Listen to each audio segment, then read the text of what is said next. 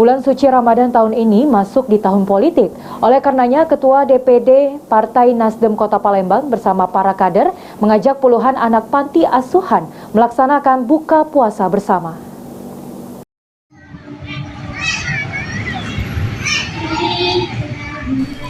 Bulan suci Ramadan kali ini menyongsong musim politik tahun 2024 mendatang.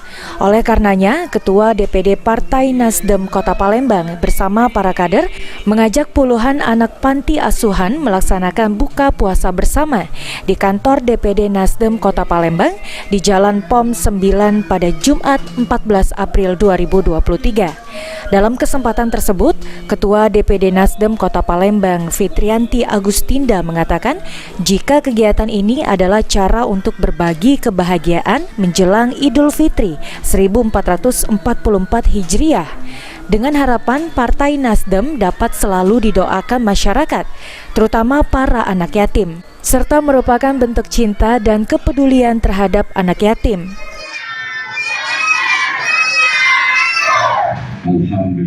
Bu, untuk kegiatan buka puasa bersama hari ini bisa jelaskan?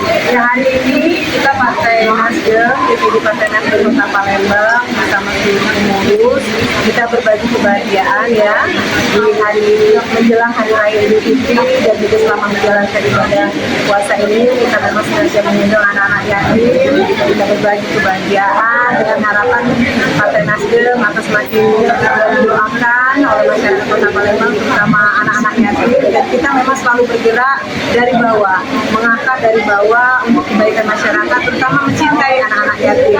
Karena bagaimanapun anak-anak yatim butuh orang tua, butuh perhatian, butuh kasih sayang dari kita semua. Sekali lagi kami dari Partai Nasdem mengucapkan selamat menjalankan ibadah puasa 1444 Hijriah, dan juga mengucapkan selamat Hari Raya Idul Fitri. Ya, mohon maaf lahir dan batin. Mungkin himbauan ke masyarakat. Ditambahkan Fitrianti Agustinda kepada seluruh kader dan simpatisan Partai Nasdem untuk dapat membantu masyarakat dan menjalankan kehidupan secara tidak berlebihan agar dapat mendatangkan kebaikan.